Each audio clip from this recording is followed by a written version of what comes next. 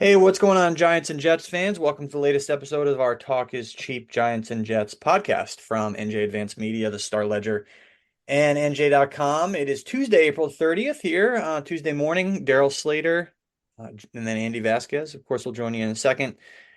Wrapping up the 2024 NFL Draft, certainly an interesting one for the Jets as well as the Giants. As much for who they did get as they didn't, especially on the Giants side of things. And we'll go through it all. But yeah, appreciate everyone joining us. Hope everyone, I guess, enjoyed the draft. And I mean, I don't know if you all sat around on Saturday and watched the whole thing, but we have plenty of coverage up there, nj.com/Jets and nj.com/Giants, for if you missed anything, any analysis or whatever. Basically, I'll run through real quick here the thumbnail sketch of what these teams did, and then we'll get into it. Of course, the Giants first round try to trade up for Drake May. The Patriots wind up taking him, so the Giants quote unquote settle, I guess, for Malik Neighbors, really good number one receiver.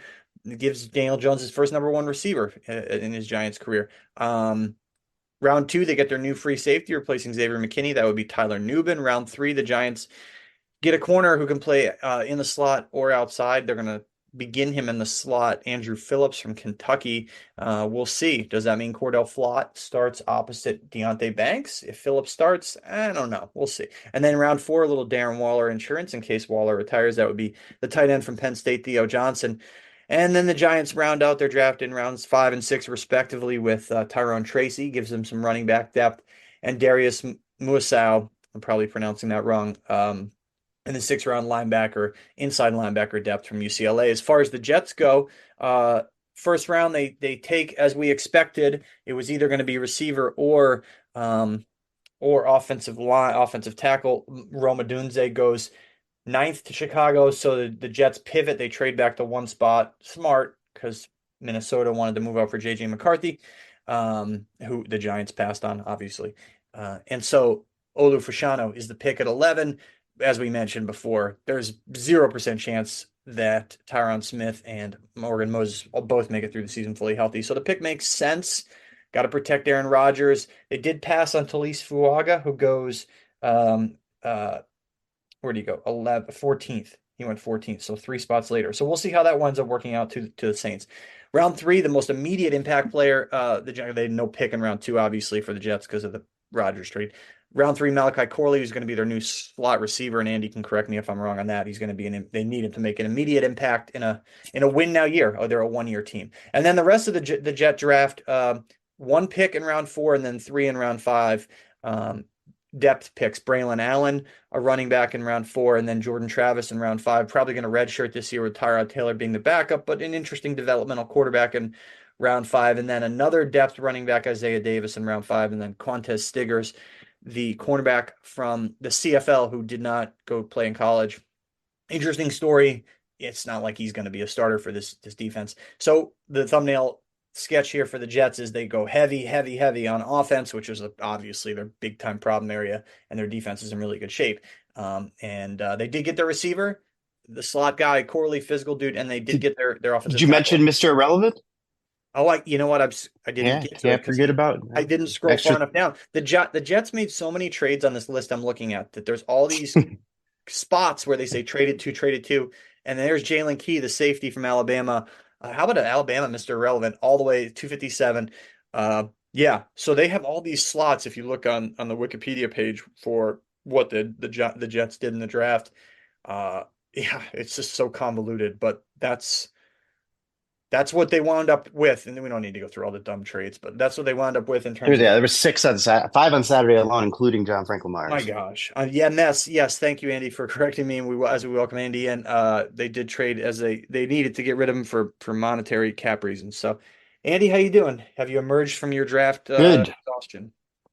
Not 100%. Yeah. When you're going, once you're going to bed at 2 or 3, and you got to get up and make sure you got the best available prospects post ready to go, and obviously they're trading, and we were there as late as possible on Saturday. Not complaining. It's the longest. It's the longest like 3 day stretch of the year. I mean, some training camp stretches there. That first stretch of training camp would rival it for us, but yeah, it's definitely, and there's so much information. I mean, because you can pretend. as much as you want that you've been paying attention to the scouting process, but there's no way once they get to the last day that it's 50-50 if you've even heard of the guy before they pick him. So or if you've heard of him, that anything of detail about him. So it's an interesting education, and it's always interesting to see these guys' backstories. And like you mentioned, the Jets have some cool ones. Beats digging ditches, I guess, at least most of the time. So I just want to get your thoughts on the Jet draft, and we'll just skew it to the top here. We don't need to go super in depth with no offense to Isaiah Davis, but um, give me your thoughts on Fashanu and Corley. Joe Wall went fifth, and I guess they listed the other offensive lineman as a guard that we were going through before the draft. That would be Troy Fatanu. He went 20th to Washington, but in terms of the tackles, all goes fifth to the Chargers, where there were no trades in the top six. And then the Giants wound up taking Neighbors. Maybe they would have taken Alt if he was there for them. He was not. Then J.C. Latham from Alabama goes seventh to the Titans. He really shot up draft boards, it seemed, toward the end of this process. That leaves the Jets at 11 or at 10, right? Picking between Fashanu, I presume, and Fuaga, and then they go 11 and 14. And so just give me your thoughts on that and also on the Corley pick. Yeah, well, just the way the board fell, it looked really good for the Jets for a long time because I think you can say whatever you want about Brock Bowers, but the second that Joe Douglas mentioned Brock Bowers, went out of his way to mention him before the draft and his pre-draft availability, and basically any pre-draft availability he had, it was pretty obvious to me they weren't going to pick him. Joe Yep. Douglas is a guy who does not like project what he's thinking. It's usually Except anything when that's he projected inadvertently does by is doing that. false. Yes. Yeah, right. Yeah, exactly. By trying so hard to get people thinking that it was out of character for him. So I did write that before the draft, and it played out that way.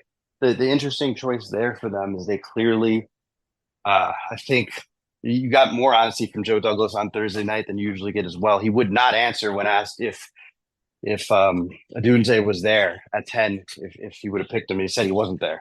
He would have picked him. He would And if have, there's any yes, criticism, 100%. yeah, 100%, not without a doubt. And if there's any criticism, I think there's a fair criticism. They should have been more aggressive and potentially traded up at 8. But it was a tricky board as the way it played out because at 8, the Falcons ended up making the most shocking pick of the first round in Michael Penix. So Yeah. they clearly weren't going to give up that pick for cheap. So I mean that's kind of nitpicking and funny enough, Isaiah Davis was the other pick I would nitpick because it didn't make any sense. But I'll go back to that quickly. But yeah, and then with Corley, I mean he's a guy who was first with Fashanu or Fashanu. It's one of those two, and there's too many names that start with F. I almost said Fuaga there, but with Fashanu, I think a lot of Jets fans were upset because his team has been like kind of win now mode. Not kind of. I mean, they have been everything they've done has been for 2024, and even to the point where it's been out of character for Joe Douglas. And then they make this pick that seems like it's for the future, and it is for the future, but also with those two guys, like you said, at tackle, it's not just for the future. It's a very smart pick for this year, and it could end up being more valuable than getting a receiver there. I still think the line is deep enough to kind of hold together, and they've proven as bad as they were last year, they weren't like the by far the clear worst offensive line in the NFL. Like if you have a good enough quarterback and good enough weapons, they'll be able to get rid of the ball quickly, and I think potentially find some success. But I do think it's almost there's not a world where you can't imagine him playing this year, and I do think he'll compete for a starting job. Um, Really? and potentially win it. Yeah, because I mean, look, Morgan Moses, man, he's coming off pectoral injury, had surgery in January. We've seen how, and guys in their mid 30s, how it can take longer. I mean, look at Dwayne Brown. He's not as old as Dwayne Brown. He's 33, but you just never know. And if he's not 100% at the start of training camp, Deshaun was going to start there at right tackle, start of training camp, and if he plays well, why would they give the job back? So I mean, that's that. I think all this talk about him maybe moving to guard seems like a terrible idea to me. I don't see that happening for one year, especially with the injury stuff they've had with the AVT. But I do think this is a pick that is not only good for the future but helps the Jets now. And then going back to Corley, Douglas says they started trading up in the middle of the second round. They're trying to trade up. They ended up getting him with the 65 fifth overall pick, the first pick in the first round, third round. Um, a very interesting guy because obviously his productivity is remarkable. He's called the Yak King because he led college football in yards after the catch. The guy is a dynamic playmaker, but he's not super fast. He's not super big. Um, and it seems to me like it is like a boom or bust pick. Like if he can find the space, if he can break the tackles at the pro level, um, he'll probably be fine and be pretty good right away. But if he's not, if he's slow adjusting to it, if his speed, which is sub 4.5, if that is keeping him from getting open in the NFL, or if he's not quite strong enough to break those tackles, I mean, which is very, very possible and plausible.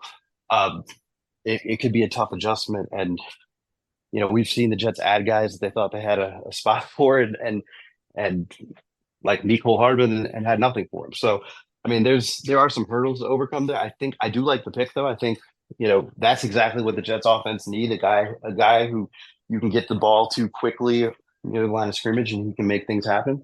Um, and I think, you know, the upside of him is to be like have the impact of one of those first round guys, but he's going to have to make that adjustment and there's question marks not just with him, but is the offensive staff going to be able to put him in the best position to succeed, which we did not see at all last year, but they didn't do it with anybody. So Yeah. um, those are fair questions. And And then he's the got last thing, real quick, on the running backs in the later rounds, they added two running backs. I don't understand why they added the second running back, um, even though their option on the board as Isaiah Davis. But other than that, I agree with pretty much. You see what they were doing this draft and was smart. They had a lot of talent at offense. Sorry, go ahead. I mean, they need, well, one quick thing on Fashanu and then back to Corley.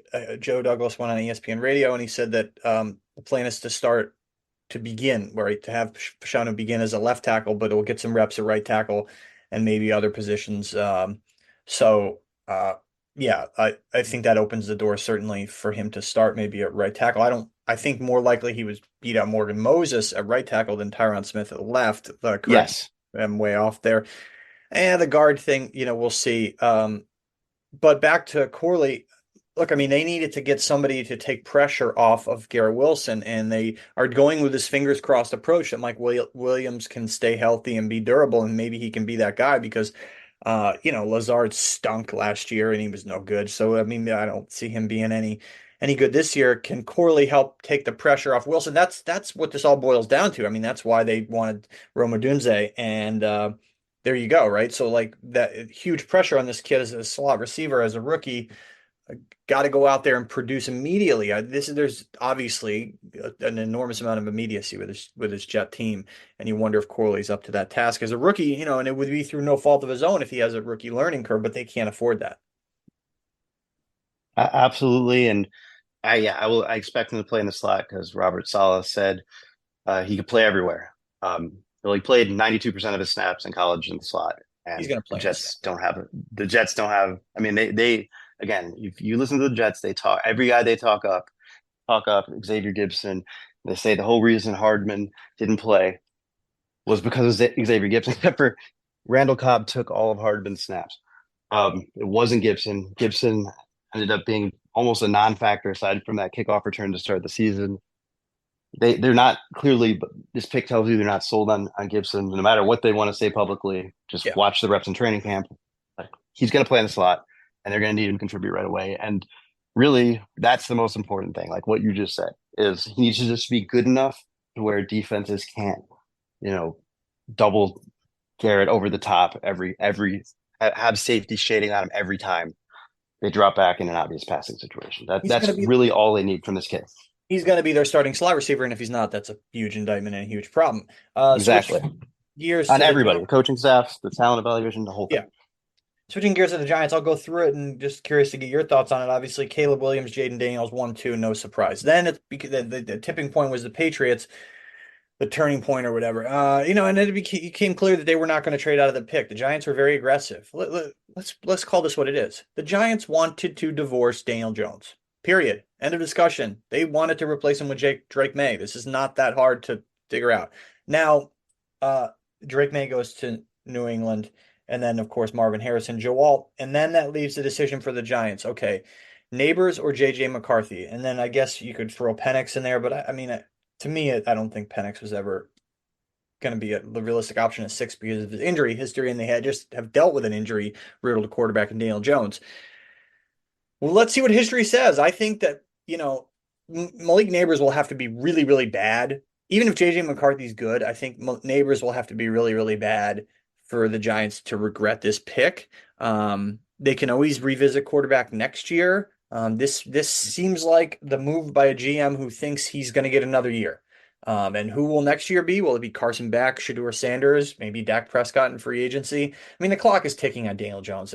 Given the fact that they can get out of his contract ever this year, I know he's somehow gotten his sixth year as the unquestioned starter, but I mean, he will have to perform at a level that is so beyond what he's done, and he's going to have to stay healthy. And there's all these questions about the offensive line. And yes, he does have a number one receiver, so no more excuses there. Blah blah blah. One thing to remember: he's got a $30 million salary for 2025. Daniel Jones does. 23 million of that is guaranteed against injury right now. So what that means is, if it's October or November and he tears his ACL again, the Giants, and he can't pass physical next March, and the Giants want to release him. They are on the hook for $23 million. It basically handcuffs them. So to me, and I wrote this week, if your season is circling the drain and ownership needs to tell this coach and GM, listen, you're safe. Put Jones on the bench. We know Drew Lock stinks, and he stinks. Okay, he stinks. Then you need to put Jones in bubble wrap because you got to be able to preserve the ability to safely cut him next offseason. Anyway, that's a ways off. But they take Neighbors at 6, so passing on McCarthy. They wanted Drake May, but it was a May or nothing draft. They didn't take any other quarterback, and I can understand the logic because in the NFL it's like an all or nothing proposition at quarterback. Either you have a really good guy or mediocrity gets you nowhere, right? So why take another mediocre or in what they view as a mediocre quarterback, right?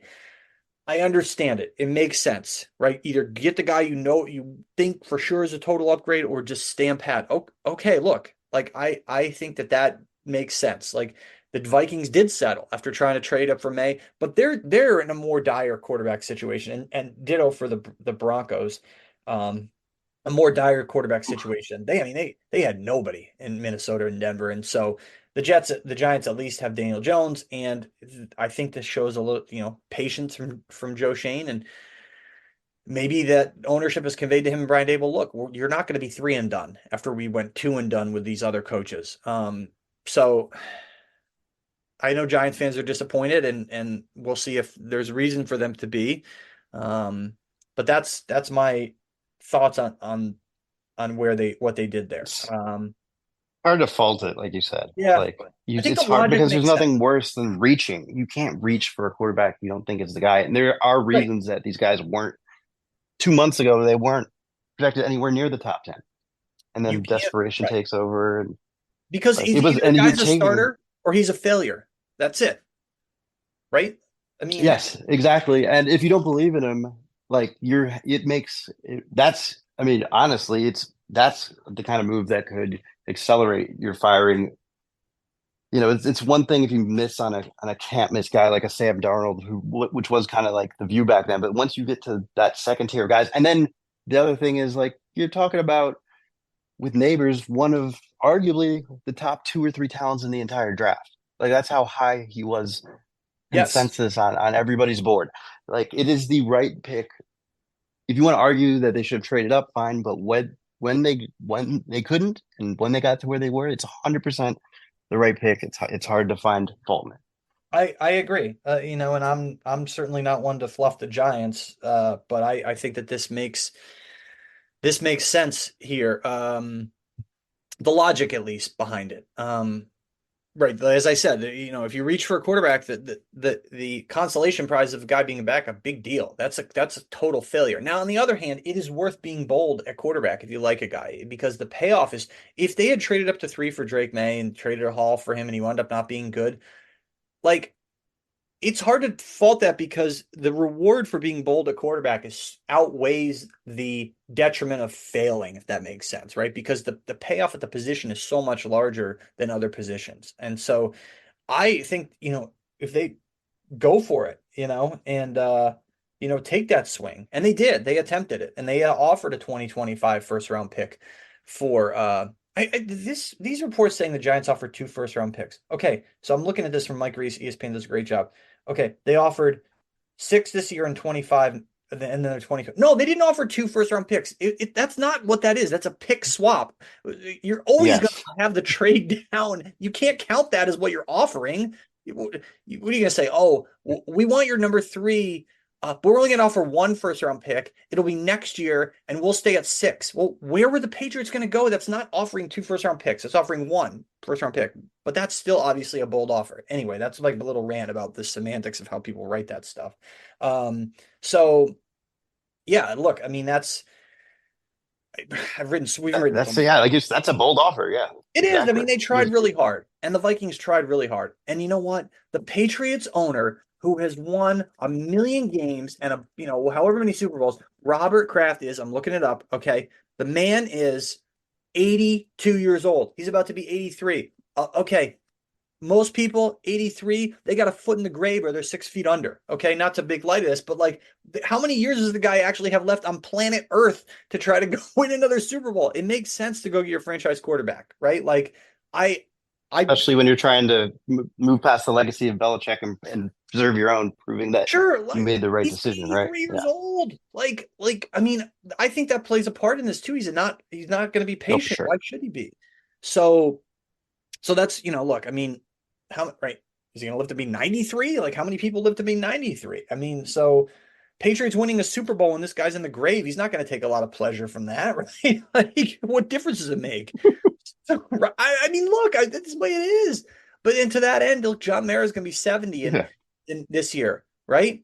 How much longer does he want to wait around for another Super Bowl? But it's even more extreme for Robert Kraft. He's more than a decade older. So they make the smart move. They take Drake May. And I think, okay, even if the owner's 40 years old, right? I think it's probably a smart move for the Patriots to do that. Why waste a year if you're the Patriots on Jacoby Brissett? Um, and Yeah, then you don't have a quarterback. One of the top three guys are available. just A do it. consensus, just Yeah. yeah, it makes. And And and then and that's the I thing. Also, like you can't trade down or up if the team doesn't want to do it. We forget that. I feel like and I sometimes. understand there's gonna be a lot of pressure on Drake May because everyone's gonna couch in like, oh well, they turned down all these picks and they got you. Okay, there's always gonna be pressure on him, certainly. There's just so much pressure on the kid for so many reasons. Um the Even if it was Giants. any other team, number three in the draft, there's going to be Yeah, so many insane amount of reasons. The pressure on Tom you. the Tom Brady factor and all that. But like the Giants screwed themselves because they couldn't lose enough. They didn't lose enough. They started 2-8. They finished 4-3. Okay. The Tommy DeVito stuff, it screwed them. I was writing it at the time. Right. They beat Washington, they beat New England. I'm sorry, but that's what happened. Okay. They didn't lose enough. And will they regret it? I don't want to hear people get sick of hearing. I'm sorry, but that's an enormous storyline. Look, Trevor Lawrence has not been as good as he could be. And maybe he would be not good at all if he was with the Jets. But Yeah, very clearly, the Jets would have loved to have lost enough to get Trevor Lawrence instead of Zach Wilson, right? of Um, course. anyway, so Braden Mann making a play at the wrong time. you could play that game a lot, but I think that anyway, moving on around two, they Well, real go ahead. real quick, just going back to it, it's not just last year. It's that they won too much the year before too, because it set Yeah, like a whole chain of obviously you yeah, they said that gave too. Jones 2 years, 82 million. Yep, Yeah, because think about it, they put pressure on the coaching staff to improve the next year, even though the roster wasn't very good. They had to re-sign Daniel Jones, and then they get in a situation where they're in purgatory. They miss out on what they really needed by a pick. point. I mean, and they lucked into so many wins in 2022. I mean, Yep, it's very obvious, right, looking back, that it was a mirage.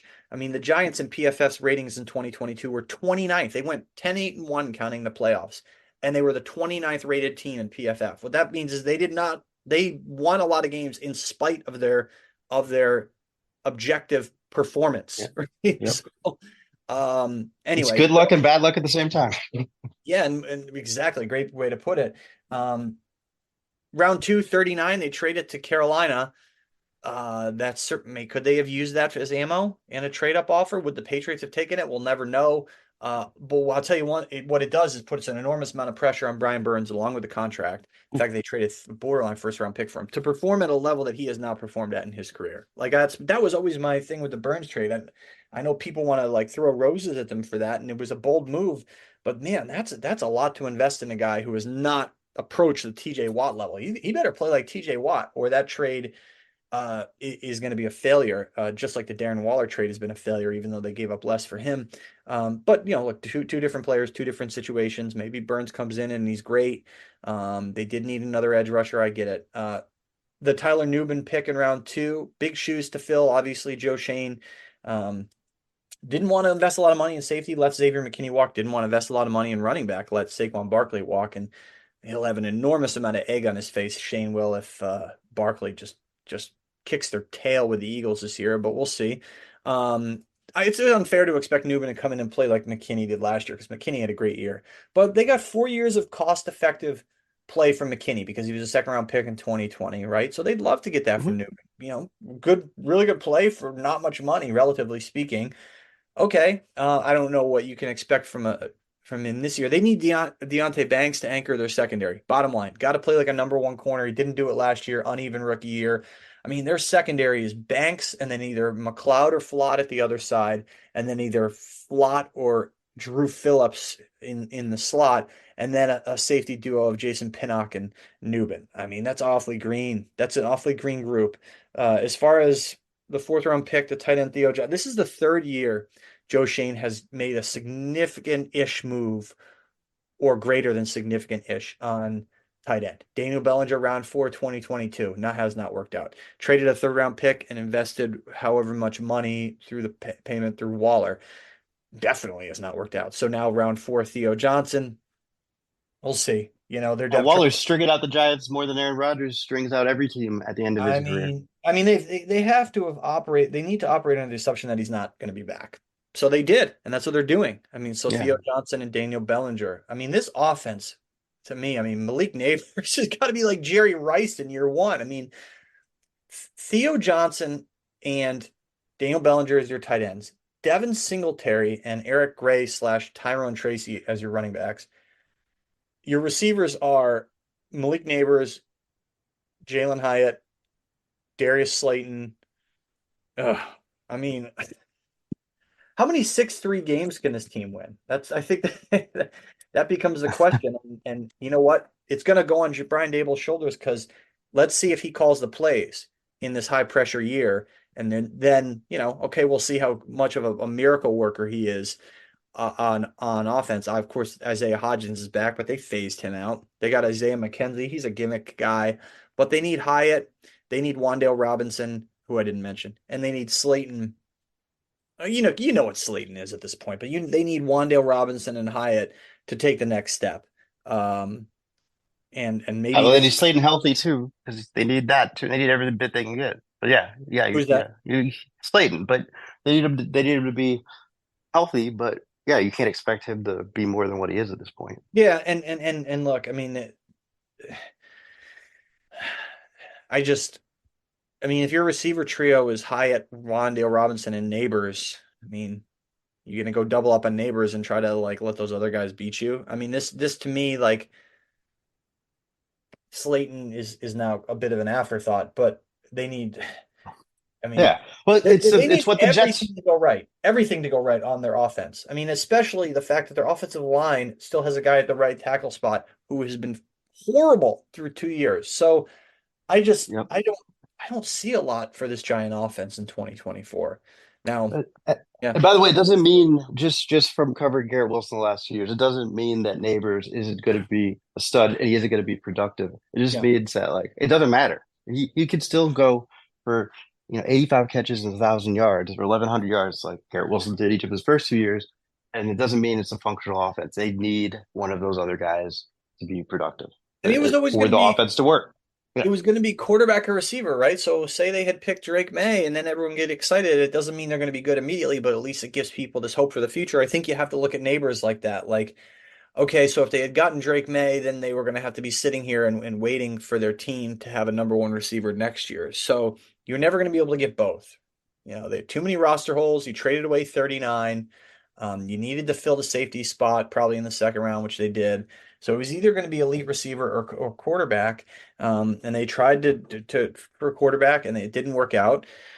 So yeah, I just it was never going to be a perfect Giant offense this year, but I think people look at it and say, "Oh, there's all these flaws," and at least if there were flaws and you had a quarterback, it's like you could feel like, okay, we're building towards something. I think you kind of, if you want to look at it optimistically, is we're building towards something with these pieces, and then next year there could be a quarterback coming in, and who knows who that guy could be. Again, I think if it could be Dak Prescott, right? I mean, like, what if? By the way, what if Bill Belichick's running the whole show next year in East Rutherford? Yeah, I it's I think nothing's off the table because of how dysfunctional the Giants were last year. Um, I you know, honestly think, look, if you start looking at the league, and I'd rather be at this point because it's easier at the end. If the last thing you have to do, I mean, the Jets now obviously it worked out horribly last year, but the Jets are an example. The Niners are an example. I mean, they lucked out with Purdy, but still other also found other options. Like you can, find the quarterback who's good enough to take you there if you have to. I mean, the Rams, look at the Rams, the Lions. I mean, same thing. That none of those guys ended up in their spot the way anybody thought they would get there. So good point. I think if anything, I would feel like that this is so much better than reaching for a guy who is not a top 10 pick. I mean, yeah, maybe you'd feel good about it and hopeful in the moment, but then like there's going to be maybe some of these guys, like one of them could overperform. We've seen it before, but knowing what we know now, it just doesn't make sense. If he's not one of your guys, you can't reach because that's how you compound it and get yourself into places where you get fired. Great point. And before we wrap it up, just one quick. We didn't really talk about the John Franklin Myers trade. Obviously, getting Hassan Reddick um, was sort of the writing on the wall, along with the trade for Reddick was the writing on the wall, along with the fact that Franklin Myers had his cap number was too big. But so a lot of moving pieces here on this front, this really, really good Jet defensive front. And you're talking about a group that was excellent last year. And so they lose Franklin Myers, or they trade him away. More accurately, they lose Bryce Huff. Reddick comes in. They need McDonald to step up. They need Jermaine Johnson Yep. to have another good year. So what is the state of that defensive front with Quinn and Williams? So the starters would probably be Quinn and Williams and Reddick, Jermaine Johnson and Will McDonald, right? And how do you view the totality of that? Well, I think it'll be Kinlaw, the defensive tackle, the Okay. former first round pick they added from the 49ers in free agency, which I mean they paid a lot of for him. So I think he's gonna start alongside Quinnen, and then it'll be Reddick and Jermaine Johnson, um, with McDonald working in there. Um, yeah, it's look, they're off their defensive line is arguably more talented than it's ever been. Their depth is not where it was. And this wasn't like they could have kept Franklin Myers. They couldn't. I mean, they barely right now have enough cap space to field their roster after clearing $7 million uh, in that trade, which was nothing. They got a 2026 six-round pick. It was a salary dump because they had no choice, and the fact that they were able to get anything in return is good. I mean, they were able they saved more money by trading him. They had to trade something. So, and also they obviously saved another. You can obviously the pick was terrible for Zach Wilson, but the fact that they were able to get the Broncos to pay $2.75 million and take that off the cap for a guy who's shown nothing. Um, and obviously they got a 6th round pick in there that ended up, you know, I think they used it in the draft. I can't remember at this point. There's too many trades, but like that's where they're at. Like this is part of the win now formula. You're going to have to make these decisions. Part of having all these talented players, you're going to have to make these tough decisions. I think there's more coming. Like they're not keeping DJ Reed, Sauce Gardner, and Michael Carter at cornerback. So I'm a little surprised almost that Reed didn't get traded Mhm. and I think it's something to watch moving forward. If things don't go well, or even if things are going well, they need to kind of make a move before training camp or during the season. Like they can't pay all three of those guys, and Reed's going to be the odd man out because those slot receiver or slot corner is not as expensive, and it's just they're obviously going to extend Sauce to a historic deal. So after the season, I would imagine. So yeah, like they've got a lot of tough decisions. This is a problem that comes with being a good team. It's okay. Nobody freak out. It's not like they're putting on this year. They had to move on from him. He had 17 and a half sacks, in 5 years with the team. It's definitely a loss because he's a guy that defense has had to pay attention to, but it's not. If they need to stay healthy, that's what it means. And Will McDonald needs to play well. But these are the kind of things you have to do when you're a good team. So I think the Jets, the talent is there. Will it all work out? I mean, the talent is clearly there. No excuses. They literally have everything they need right now, but a safety. There are question marks because of the cap situation and the way they had to build the roster.